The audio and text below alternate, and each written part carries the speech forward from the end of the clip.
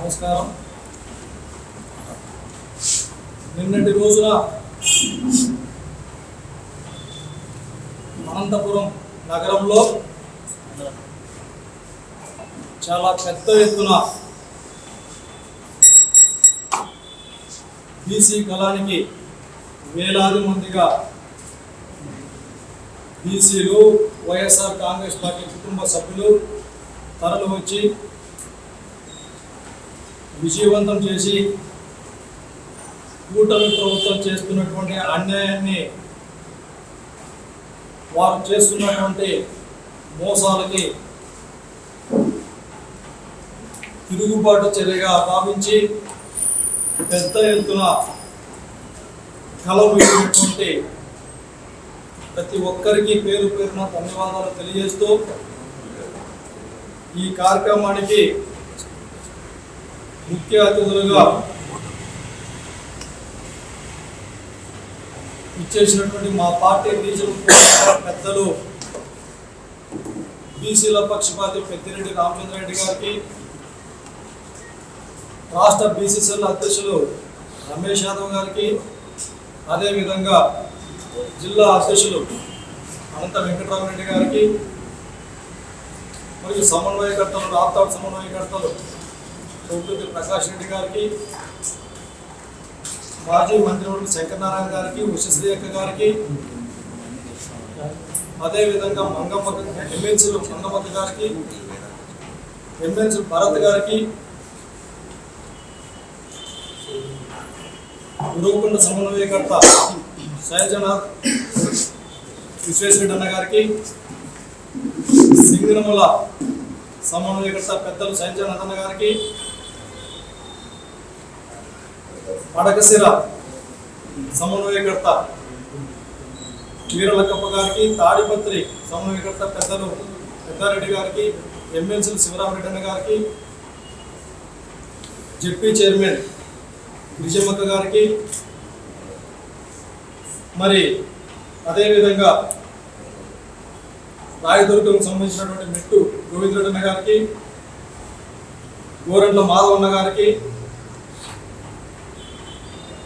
తర్వాత ఈ కార్యక్రమానికి పెద్ద ఎత్తున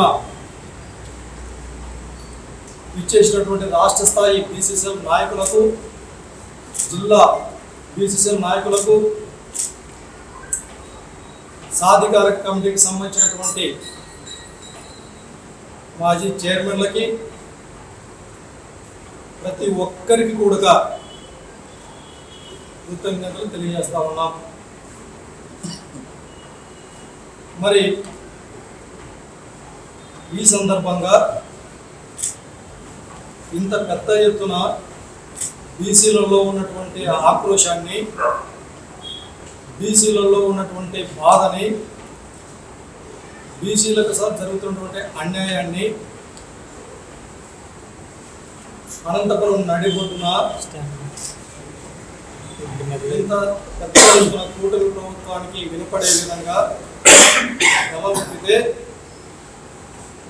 నిన్నటి నుంచి టీడీపీ పార్టీకి సంబంధించినటువంటి చాలామంది పెద్ద పెద్ద నాయకులు,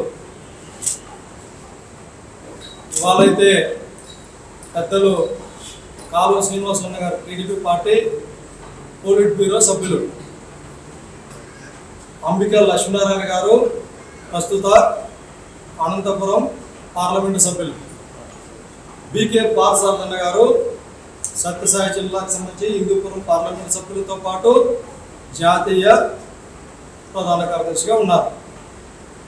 మరి ఇంతకుముందే జిల్లా అధ్యక్షులు పూల నాగరాజన్న గారు మరియు ఎంతోమంది టీడీపీ పార్టీకి సంబంధించిన నాయకులందరూ ఒక్కొక్కసారి ఒక్కొక్కరు వచ్చి ఉలిక్కి పడినట్టు ఇప్పుడు బీసీలు ఏదో గుర్తుకు వచ్చినారు. 2 సంవత్సరాలు నిద్రపోతూ ఉంటాయి,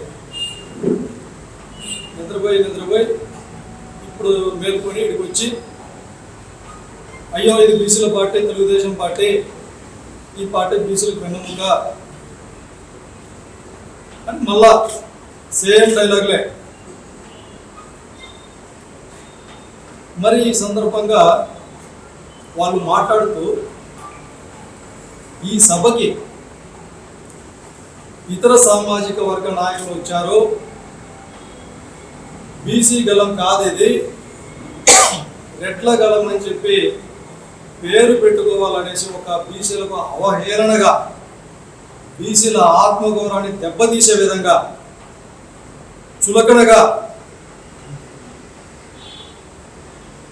మాట్లాడటం ఎంతవరకు సబబో ఆ నాయకులందరినీ కూడా అడుగుతా ఉన్నాం.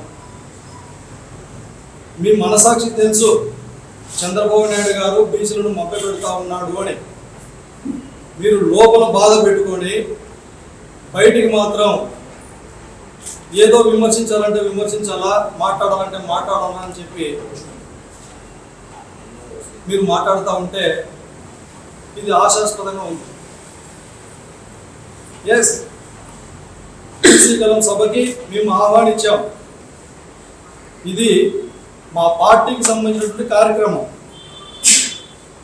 మా పార్టీకి సంబంధించినటువంటి కార్యక్రమానికి మా పార్టీకి సంబంధించినటువంటి రీజనల్ కోఆర్డినేటర్ గారిని, జిల్లా అధ్యక్షులు గారిని, వివిధ సమన్వయకర్తలందరినీ పిలిచాం, సాధారణంగా ఆహ్వానించాం, భవిష్యత్తులో కూడా ఆహ్వానిస్తాం.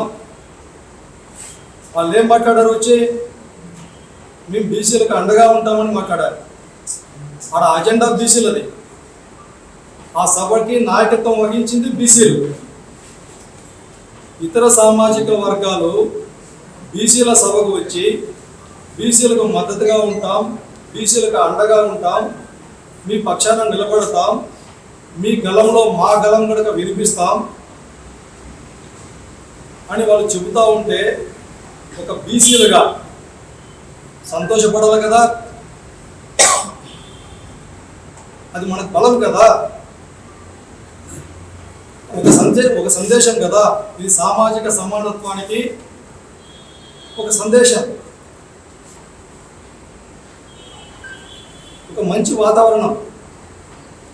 మన ఇంటి కుటుంబ సభ్యులకు ఏదైనా సమస్య వస్తే మనం మాత్రమే కూర్చొని బాధపడుకుంటూ ఉంటే ఎవరు గ్రహిస్తారు?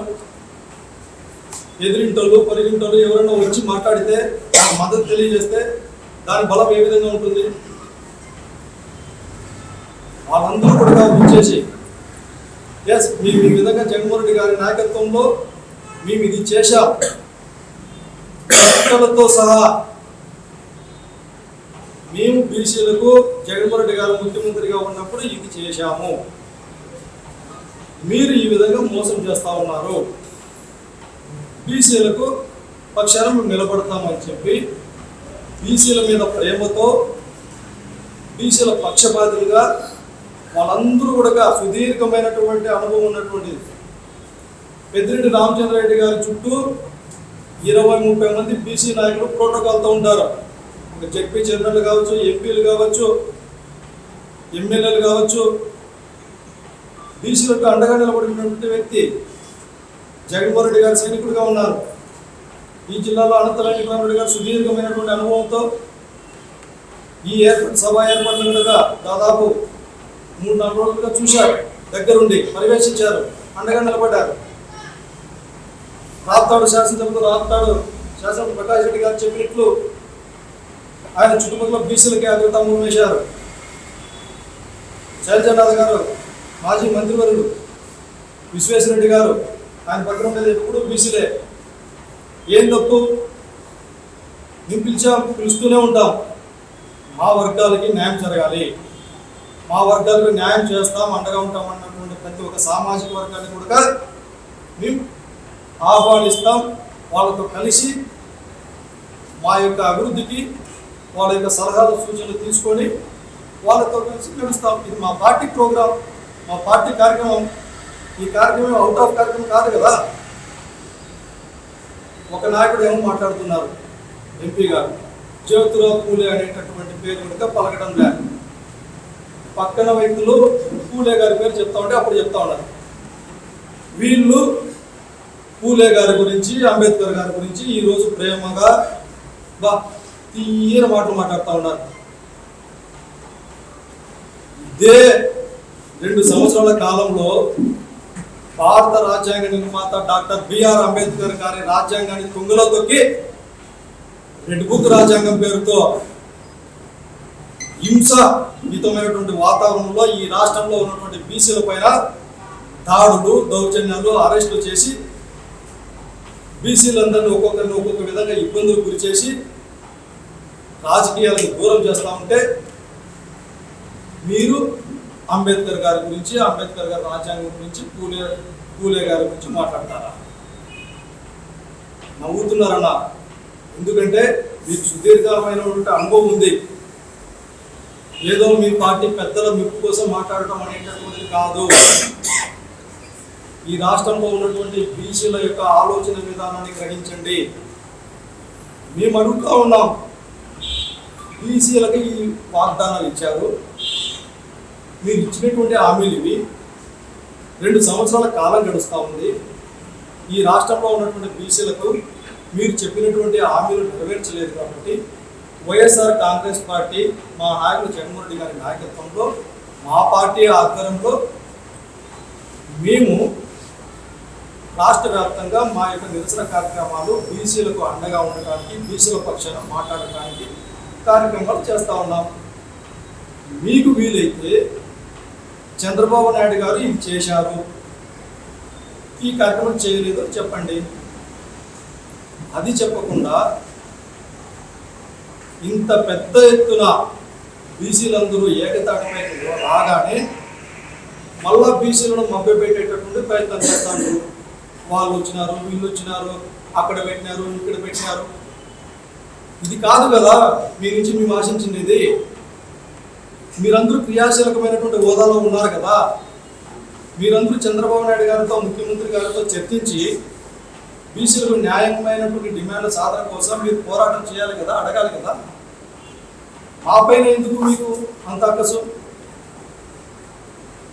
మరొక పక్కన కాలువ శ్రీనివాసులు అన్నగారు ఈరోజు విదేశీ విద్య గురించి మాట్లాడాడు. అన్నగారికి తెలుసు, ఇదే విదేశీ విద్యకు సంబంధించినటువంటి దాదాపు 2014 నుంచి 2019 వరకు ఉన్నటువంటి విదేశీ విద్యకు సంబంధించిన నిధులు రిలీజ్ కాకపోవటం వల్ల ఇప్పటికీ కూడా బీసీ విద్యార్థులు న్యాయస్థానాల చుట్టూ దేహి దేహి అని అడుగుతూ ఉన్నారు. మీరు కూడా తెలిసి కూడా మా పైన అబండాలు వేయటం జగన్మోహన్ రెడ్డి గారి పైన. ఇంకొక పెద్ద డైలాగ్ మాట్లాడినాడు, బీసీల గొంతుకు వస్తుంది వైఎస్ఆర్ కాంగ్రెస్ పార్టీ అని చెప్పి. ఏమన్నా ఈ మాటలకి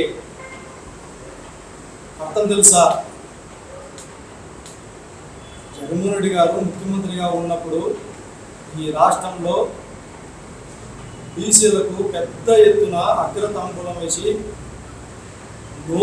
రాజకీయంగా నోరు తెరిచి మాట్లాడేటటువంటి అవకాశం లేనటువంటి బీసీలకు మీరు మాట్లాడాలి, చట్టసభలకు వెళ్ళాలి, చట్టసభలకు పంపిస్తానని చెప్పి వేల మందిని బీసీలను చట్టసభల్లో వార్డు మెంబర్లను మొదలుకొని రాష్ట్ర స్థాయి మంత్రుల పదవుల వరకు